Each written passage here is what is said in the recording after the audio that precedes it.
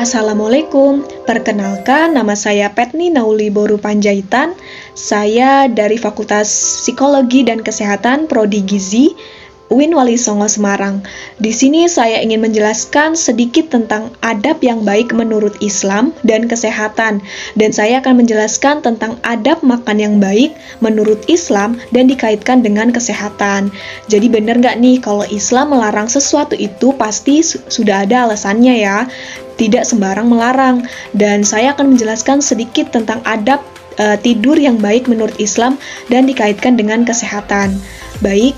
Yang pertama tentang adab mencuci tangan sebelum makan. Jadi teman-teman udah tahu kan pentingnya kita sebelum makan harus mencuci tangan terlebih dahulu. Yang pertama, karena dari segi Islam sudah dijelaskan. Seperti hadis berikut, dijelaskan bahwa Rasulullah SAW ketika beliau ingin makan atau minum, beliau mencuci kedua tangannya, baru setelah itu beliau makan atau minum. Hadis riwayat Abu Daud nomor 222 dan An-Nasai nomor 257. Sudah jelaskan dalam Islam sangat dianjurkan untuk mencuci tangan sebelum makan. Dalam segi kesehatan pun sudah dijelaskan bahwa sebelum makan kita harus mencuci tangan agar kita terhindar dari bakteri atau virus berbahaya yang dapat terkontaminasi oleh makanan yang kita makan. Apalagi nih orang Indonesia biasanya lebih nikmat makannya langsung pakai tangan gitu. Jadi biar ada sensasinya gitu, katanya gitu ya.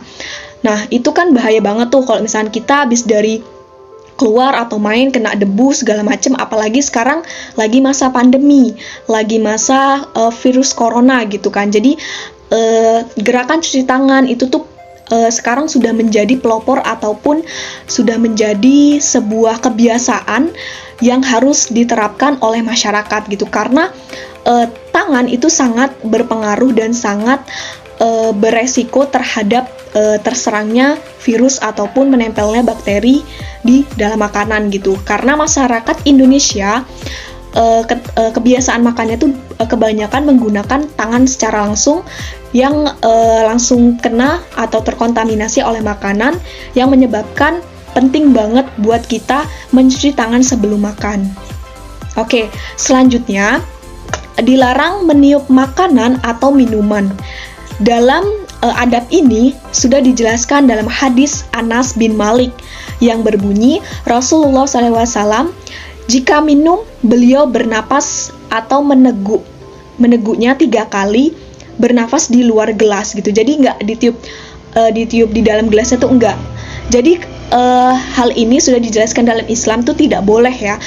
Kebanyakan tuh masyarakat sering banget gitu, kayak misalkan panas nih minum kopi terus ditiup, itu nggak boleh. Dalam Islam pun sudah dijelaskan, sudah terdapat hadisnya yang benar-benar tidak memperbolehkan hal tersebut. Dari segi kesehatannya pun sudah dijelaskan kenapa sih tidak boleh meniup makanan atau minuman yang masih panas gitu.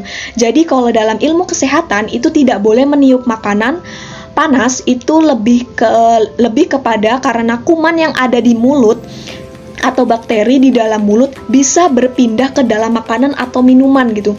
Karena kan mulut kita ini kumannya banyak gitu kan. Jadi kalau misalkan kita tiup nih gitu, misalkan minuman atau makanan, itu malah kuman yang ada di dalam mulut kita tuh masuk ke dalam makanan atau minuman tersebut gitu, yang akan terkontaminasi oleh bakteri ataupun virus dari mulut kita gitu. Karena kan kita gosok gigi tuh pasti ada sisa-sisa bakteri ya kan, nggak mungkin bersih banget gitu. Nah, itu menyebabkan tidak bolehnya meniup makanan atau minuman gitu. Jadi saat meniup makanan, tubuh akan melepaskan karbon dioksida atau CO2 dan karbon monoksida. Itu penjelasan dari segi kesehatannya. Jadi jangan meniup makanan atau minuman yang masih panas gitu. Kalau misalkan udah keburu gitu, yang dianjurkan oleh hadis Anas bin Malik tadi, jadi minum 3 kali terus kita nafas di luar gelasnya gitu, ataupun di luar wadah yang panas, makanan yang panas atau minuman tersebut gitu. Oke, selanjutnya kita yang ketiga, segera makan hidangan yang disiapkan gitu. Jadi jangan menunda-nunda makanan ataupun menyisakan makanan yang ada di hidangan tersebut gitu. Kenapa? Karena hadis riwayat Bukhari itu menjelaskan jika makan malam sudah siap disajikan dan iqomah sholat dikumandangkan, maka terlebih dahulu makan malam. Jadi makan dulu gitu. Kenapa? Ini dari segi Islamnya dijelaskan begitu. Dalam segi kesehatannya, karena makanan yang sudah dihidangkan tersebut kita tuh nggak tahu gitu makanan itu pas kita sholat ataupun kita lagi wudhu atau apa, ada lalat nemplok di situ, ataupun lalat tersebut mungkin dia bertelur di dalam situ, mungkin ada apa hewan segala macam gitu. Jadi kita lebih diutamakan untuk makan dulu gitu, dan jangan lupa makannya dihabiskan gitu. Jadi jangan membuang-buang makanan gitu kan, namanya mubazir gitu kan. Jadi dari segi kesehatannya pun sudah dijelaskan ya, kita lebih baik mengutamakan makanan yang ada dihidangkan tersebut terlebih dahulu gitu, karena efeknya tuh banyak. Kita nggak tahu pas kita sholat mungkin nih ada kucing naik, terus kucing naik, terus biasanya kan kucing milih makanan yang daging ataupun ikan gitu, terus diambil, atau mungkin bulunya tuh rontok gitu. Nah sebaiknya kita makan terlebih dahulu, setelah itu baru bisa sholat. Jadi kan tenang gitu, jadi kita sudah kenyang gitu, sudah gak ada pikiran aduh nih makanan gimana gitu. Itu penjelasan dari menurut Islam. Dan selanjutnya menjelaskan tentang mendahulukan anjuran untuk menyantap buah terlebih dahulu. Jadi biasanya nih saya ingin menjelaskan kepada teman-teman, sudah ada beberapa hadis di sini tentang makanlah kurma, kemudian mengambil hidangan dan kemudian pergi. Jadi gini, kenapa kita misalkan nih bulan Ramadan kita dianjurkan untuk mengkonsumsi buah kurma terlebih dahulu gitu, karena emang dari segi kesehatannya itu sudah banyak membuktikan bahwa sebaiknya kita sebelum makan itu makan buah terlebih dahulu. Tapi karena kita tinggal di Indonesia, jadi masyarakat Indonesia itu salah persepsi atau mungkin salah pengertian. Jadi biasanya kalau masyarakat Indonesia itu dia makan nasi dulu nih, jadi makan berat dulu, makan nasi, makan sayur, baru dia makan buah-buahan. Padahal yang dianjurkan dalam Islam itu dia makan buah terlebih dahulu. Dan dalam segi kesehatan, dalam ilmu kesehatannya pun, mengapa kita dianjurkan untuk makan buah terlebih dahulu? Karena dari segi kesehatannya, buah akan lebih mempercepat rasa kenyang pada tubuh kita gitu. Jadi kalau kita makan buah terlebih dahulu, jadi udah kenyang kan, posisi perut kita udah kenyang, ya mungkin belum kenyang sepenuhnya, tapi sudah perutnya itu sudah terisi terlebih dahulu oleh buah gitu. Dan buah itu kaya akan serat, kaya akan air, dan itu bagus untuk pencernaan gitu. Jadi kita setelah makan buah, kita baru makan nasi, jadi terkontrol gitu. Kita udah ngerasa kenyang, makan buah, jadi makan nasinya nggak terlalu banyak gitu. Kadang kan itu yang menyebabkan berat badan ataupun konsumsi makanan berat berlebih di tubuh kita gitu. Jadi dari segi kesehatannya pun sudah dianjurkan untuk mengkonsumsi buah terlebih dahulu, baru kita makan makanan berat, agar tubuh kita agar tubuh kita ketika kita mengkonsumsi makanan berat itu tidak berlebih gitu. Jadi nggak kenyang-kenyang banget gitu loh, karena kita sebelumnya sudah makan buah gitu. Jadi tubuh kita tuh terkontrol dan pencernaan juga lancar kayak gitu, karena kan buah tuh kaya akan serat, kaya akan air gitu. Dan biasanya nih kalau kita makan makanan berat terlebih dahulu, biasanya ketika sudah selesai makan kan kenyang banget tuh posisinya, karena kita kan makannya lahap nih, lahap gitu kan. Jadi biasanya kita enggan lagi makan buah gitu loh, karena kita udah kenyang. Nah itu kan namanya tidak seimbang gitu loh. Seharusnya kan kita ada makan itu kan makan makanan bergizi seimbang gitu loh. Jadi ada buahnya, ada sayurnya, ada protein nabati, protein hewani gitu. Jadi ketika kita selesai makan, kita harus makan, kita seharusnya lebih mengutamakan makan buah gitu loh, karena buah itu manfaatnya banyak buat tubuh kita gitu kan. Jadi anjuran tersebut sangat dianjurkan untuk menyantap buah terlebih dahulu, karena dari segi penilaian Islam dan kesehatan pun sangat baik bagi kesehatan. Oke, selanjutnya adab makan dan minum dengan posisi duduk gitu. Dalam Islam sudah dijelaskan pada hadis riwayat Muslim tentang janganlah sekali-kali salah seorang di antara kalian minum sambil berdiri. Apabila dia lupa, hendaknya dia dimuntahkan. Wah, ini penting banget ya. Ini benar-benar mungkin teman-teman udah banyak yang tahu. Jadi kita sebaiknya kalau minum atau makan itu sebaiknya kita duduk gitu loh, karena ditakutkan ketika kita makan atau minum berdiri itu kita tersedak gitu loh. Jadi kayak karena posisi berdiri itu organ-organ di dalam tubuh kita tuh belum siap gitu loh. Posisinya kita belum organ-organ di dalam tubuh ini belum siap, dan sebaiknya kita duduk, karena posisi duduk itu berarti organ di dalam tubuh kita tuh sudah siap untuk menerima makanan dan lebih rileks, lebih nyaman gitu loh. Ketika berdiri kan pasti kita kayak susah gitu kan, minum terus kayak terburu-buru gitu atau segala macam gitu. Makanya sebaiknya kita duduk gitu. Nah, dalam kesehatan pun sudah dijelaskan pentingnya tentang makan dan minum dengan posisi duduk ini, karena ketika kita minum atau makan pada posisi berdiri itu dapat menyebabkan penyakit ginjal. Karena kan misalkan kita minum berdiri itu, jadi proses yang ada di dalam tubuh kita tuh dia nggak stabil gitu, dia kayak bingung, aduh ini mau kemana gitu kan. Tapi kalau kita posisinya duduk itu dapat menyehatkan ginjal, terus terhindar dari dehidrasi gitu, terus dapat menyehatkan pencernaan gitu. Jadi penting banget buat kita untuk makan dan minum dengan posisi duduk. Nah, oke.